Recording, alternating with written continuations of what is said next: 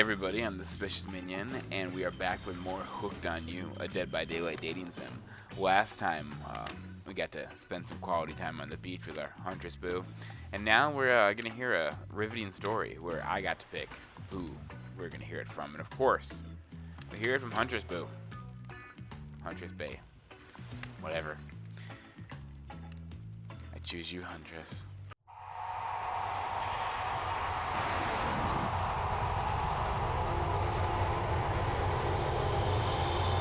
Oh, whoa. This entire experience is being carefully crafted to avoid an IP infringement lawsuit. Let's be careful with the catchphrases, will ya?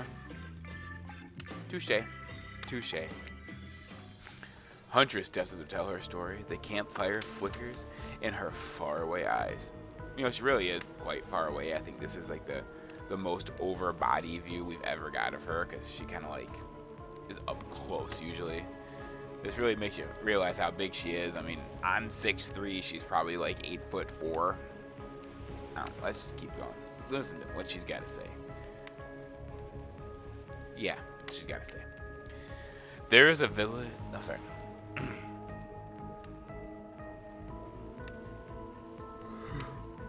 There's a village outside the deep and ominous redwood.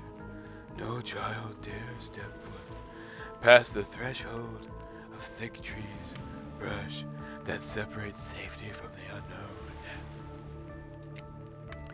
Grown men that venture in often would never return, and the sounds that echoed out into the village were something inhuman. The women of the town told stories to the young children, hoping that it would be enough to dissuade them from curious exploration beyond the boundaries of the village. You know, I'll throw this in real quickly. For somebody who lived in the forest, she's got a very good English. Getting. Who nowadays do you hear use the word dissuade? Anyways, let's keep going. Oh, we're getting a close-up look. Look at her. They told of a creature that lurks in the woods, half woman, half beast. A singing siren, haunting, beautiful. She liked to walk around with her dual disc and challenge random people to, duel monsters. Her voice, the last relic of her humanity. It lures all who hear into their domain, and not precious child, nor fierce soldier can escape from her once you're in her clutches. Those who've seen her say she wears a mask of hair, stained with blood of so many poor souls. The hatchet she wields has been brought down brutally on the skull of many an unsuspecting hunter. That's creepy. Oh, wow. The nightmare doesn't end there. For what's a hungry beast to do in the frigid winters with nothing but hunter meat to live off of? Besides order DoorDash. It is said that the Huntress, as the villagers call her, couldn't bring herself to kill the young girls she came across in the forest. Instead, like, I've gone more Batman with her voice. Instead, they suffer an even worse fate. Longing for a child of her own, she would bring them back to her secluded cabin and keep them safe. She'd wrap a tight cord of rope around their necks and affix them to a wall. That way, they'd be warm. That way, they'd be out of harm's way.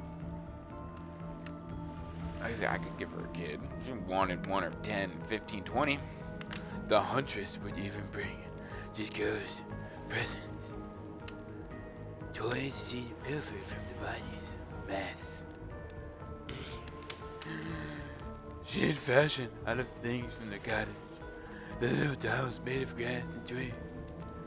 These toys did not anything to quell the children's fear. This is such a sad story. Within days, the goats would waste away from starvation and dehydration. For her good intentions, the huntress never learned how to care for another human child. You see a tear creep down the underneath Huntress's mask. Suddenly, the most beautiful singing voice you've ever heard fills the air.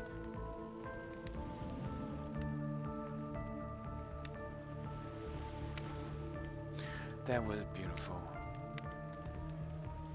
Sleep, my darling tiny ones, tucked away, your bed so tight. Eels, the old grey wolf will come and grab you by your side. There's a brief moment of silence, and you feel the need to contribute to this stirring moment. I want a slow clap.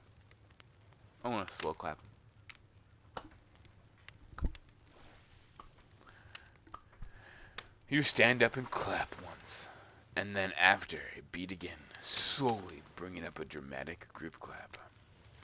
Wraith stands up next to you and claps. No one else does. You're clapping it like energy. You must be tired. Huntress isn't interested in whatever you're trying to do and walks off board. Wow, okay, thanks. Trying to be nice here. On that note, everyone decided it's time to take a break and split up for a little bit so they can all have a moment alone before bed. Everyone leaves and you're alone by the fire. The one thing you hear is the ocean slowly lapping against the shore.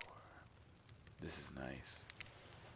A true moment of peace and tranquility that lasts for all of 7 seconds because Trickster shows up. And he's playing his latest song, Run. I need to run right now. God damn it. Hey, baby. You look lonely. Mind if I join? Yes. He doesn't wait for an answer.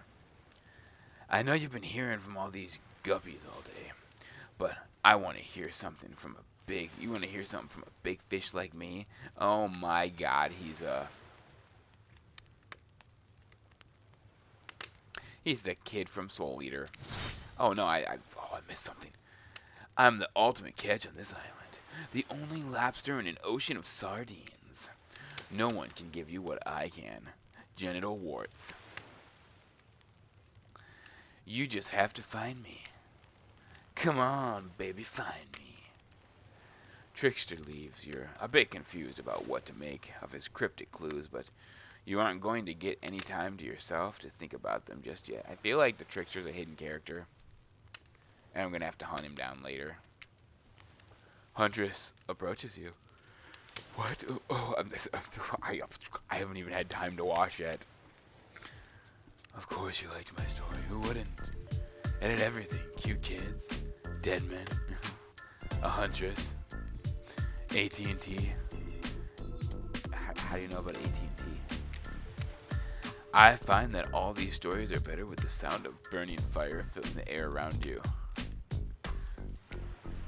Oh, that's smoke. However, I could do without. I'd rather eat barbecue than smell like it. Let's rinse off all that campfire with a dip in the hot tub, shall we?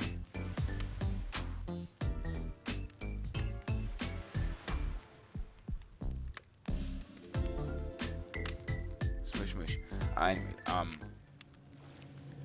dipping in the hot tubs with the Huntress. You've come a long way in a single day. I'm not saying you shouldn't follow her and offer like that. Just don't forget our little talk.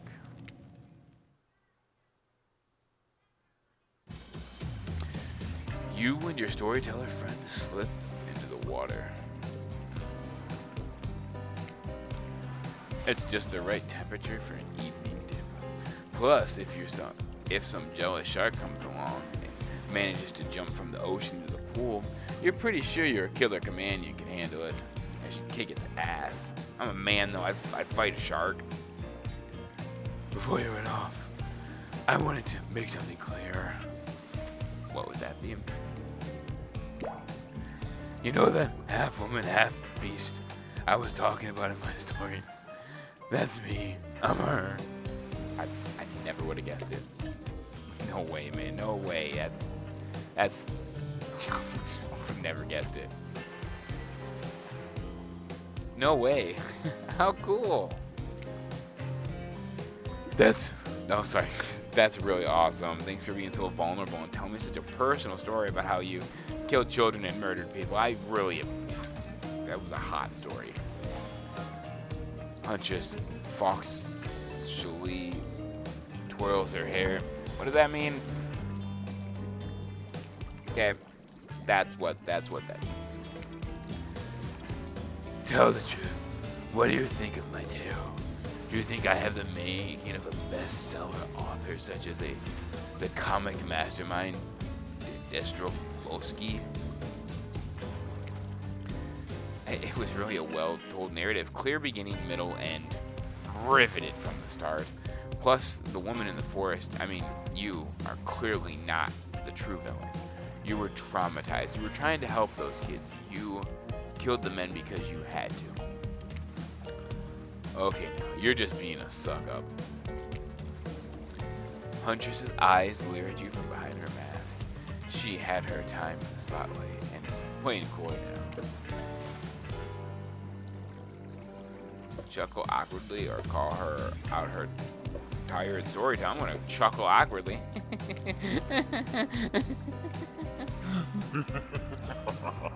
You chuckled awkwardly at the Huntress's statement of the obvious.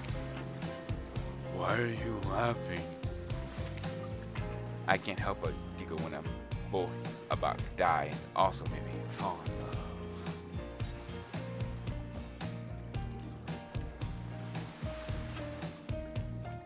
That's my burning eyes.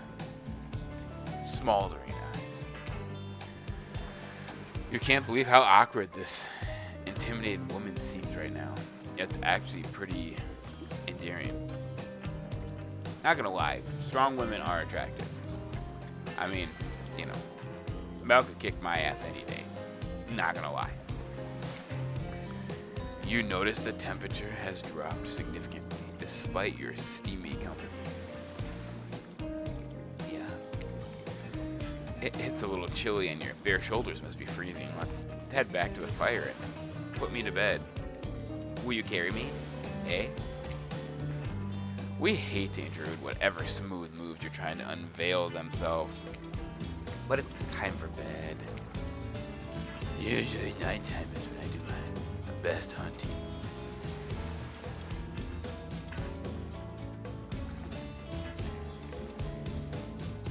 Yeah. But after a day like today, I'm pretty tuckered up. Why, see you tomorrow, Michael. If I don't find the hatch first. Only if I don't see you first. I'm not looking for the hatch. You could make a cute little bow hunting motion. Huntress catches the imaginary arrow. You shoot in her teeth, and then bites down hard, snapping it in half. At least you think that's what she's doing. It's kind of hard to tell. She's snapping my balls in half. I'm losing something. She's eating my sausage in half. That's what it is. Good night, my little snack. She's gonna eat me. I knew it. I'm pretty sure that wasn't referencing to actually eating me. You head over to the campfire. The heat is comforting on this chilly night. Looking into the crackling embers, you think about the Huntress' story of the half-human, half-beast that abducted all those innocent children, and in an attempt to save them that led to their doom. Are you a mistaken prisoner here on this island? Is this your salvation, or will it be your demise? Before you can dwell too much on your fate, Claudette and Dwight arrive for their now familiar, creepy smiles. Alright, with their now familiar, creepy smiles stretching from ear to ear. It's a bit menacing to see a smile like that by a firelight. We must apologize for the accommodations. We weren't prepared for another guest, but we're gonna make you comfortable, or die trying. They hand a pillow and a blanket and welcome you to snuggle by the fire. Perhaps some music will put you at ease. Just try to keep the volume at a minimum, or the other guests aren't the type you'll want to rob of their beauty sleep. Okay, so it's going to be the same kind of mini game as they played before. I'm ready. I get it. It's the same game every time. Okay, so I got to pick a radio station. Choo.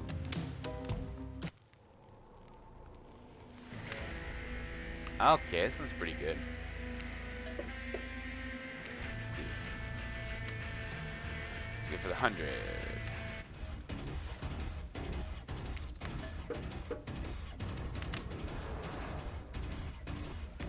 This is just gonna be soundtrack from the game.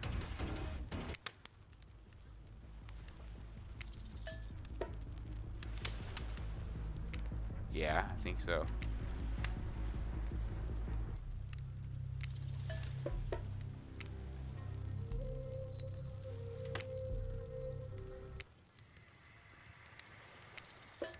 Yeah, that seems like that's what all these are. All right, let's talk about Radio our show. community. For us, it means two major things. First of all, the community is you out there. It's you and everybody else either playing the game or talking about the game, or creating content relating to the game. Nothing really useful. No matter how many things you listen to, you can't sleep. You decide to ask one of the killers to spend a little more time with you until you're sleepier. Who would you like to summon to your side to lay by the campfire? Of course, the Huntress. Huntress, are you around? I was wondering if I could get a little company. You did say you do your best hunting at night. Huntress appears in an instant. You really didn't hear her coming. It's kind of creepy of a woman of her size. She's more than happy to tell you her secrets for falling asleep when she's feeling restless. Oh.